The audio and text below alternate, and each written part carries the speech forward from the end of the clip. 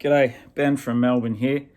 Gonna do a video today featuring good album covers, in my opinion, and bad album covers. Of course, they're all gonna be Australian bands, so that's what we do here. This was started, I believe, by Jack the Vinyl Guy. I saw Brian Embryonic Robots video first. He had some corkers on there, which I enjoyed. And Vinyl Richie, I decided to do what he did, because not only did he show good album covers, he also showed bad album covers.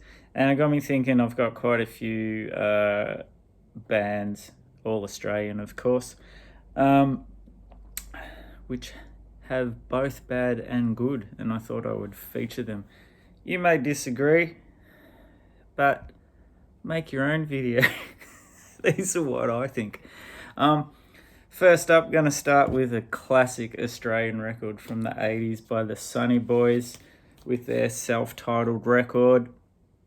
It's probably not the greatest photo in the world, but just something about that blue and the band just looks cool to me. I just like it, just stands out, that album cover. Of course, this is the one with Happy Man and the classic Alone With You.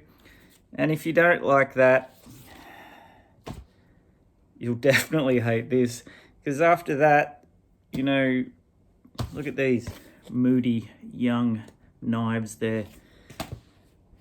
What the hell was going on here? Let's just stick our heads on some sunflowers and do a big smile. That is a shit cover. Next, the Giz, known for a lot of great artwork. Right from the start. So some of their like really early ones, like this bad boy, just a simple picture of the band, but the light and the image is fantastic, and the colors, I really like this one. This is Float Along, Fill Your Lungs, so pretty early one. And then Oddments, this is like the amazing artwork here. This one actually folds right out.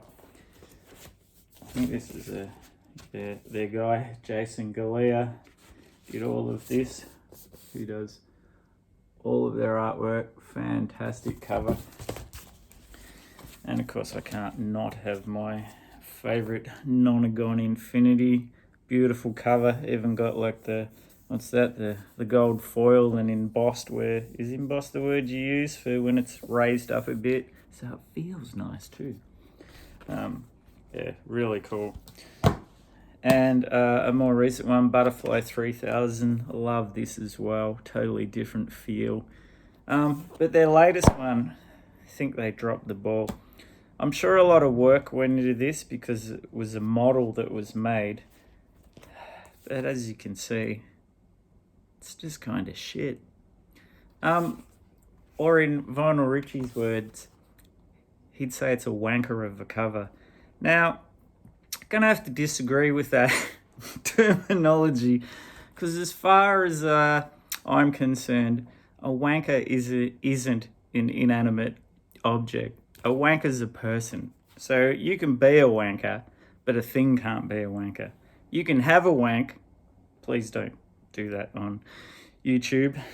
And you can be a wanker as in, like, when you go to the pub and the barman comes up to you and says, "Oh, who was next?" And the guy next to you, who was after you, just orders his drinks. And you're like, he's a fucking wanker. And then you go back to your mate and you're like, see that guy over there? He's a fucking wanker.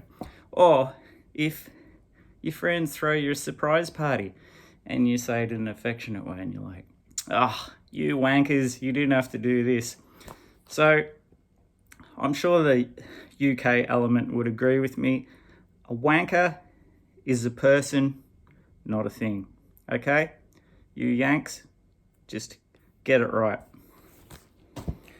Next, the Dirty Three. And Mick Turner, the guitarist, does all the artwork for their albums, which I love this stuff. I think they're beautiful album covers. Ocean Songs, probably one of my favourite records of theirs. Cinder. And then the last one that they released before going on hiatus, what was it, 8 or 10 years ago, The fuck is going on with that one? That looks like my nephew drew that one. Anyway, all right, next we've got what I think is just an iconic classic image is the Saints with I'm Stranded. Check them out. Young, blank, punk rock look on their faces. You know, I'm Stranded, the Saints scrawled on the wall behind them, a hole in the floor. Can you be more punk rock? I don't think so. And then Ed Cooper leaves the Saints.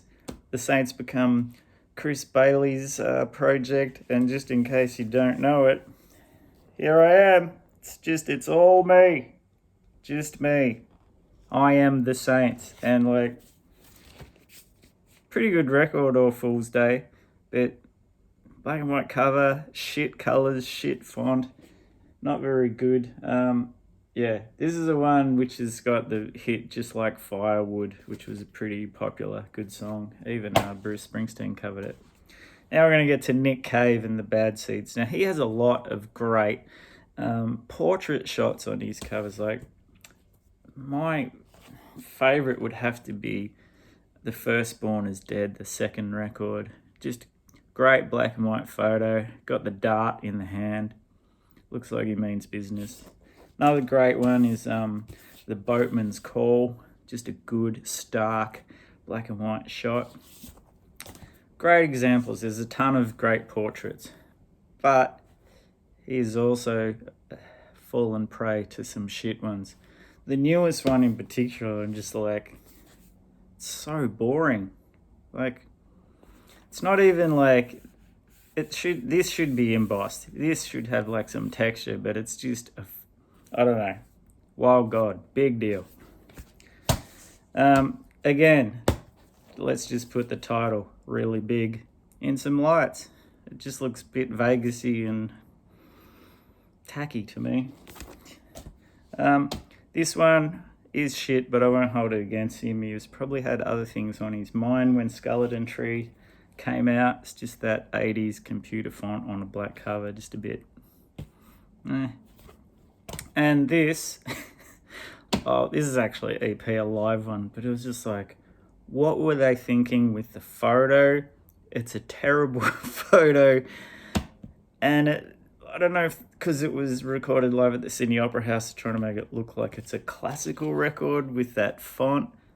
They both just look like old men who lived on the streets and have been cleaned up, had a shower and given a new op shop suit and let loose on stage to have a yell and get all that cathartic anger and whatever else out of them. Just shit cover.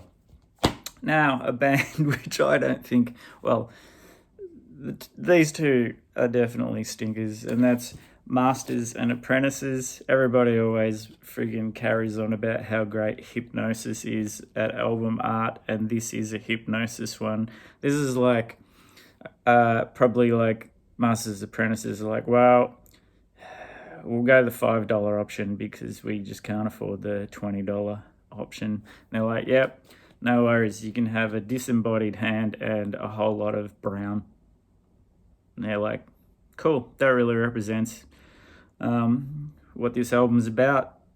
Empty chair with a disembodied hand, a dart. It's the 70s, of course, we all smoke. Let's go for that. You think that's terrible? Let's go a bit, let's have a drawing on the front of this one. I don't even know what to say about this. It's just fucking terrible. I don't know what's going on there. Dog with like a Union Jack eye patch. It's got an arrow through its ears.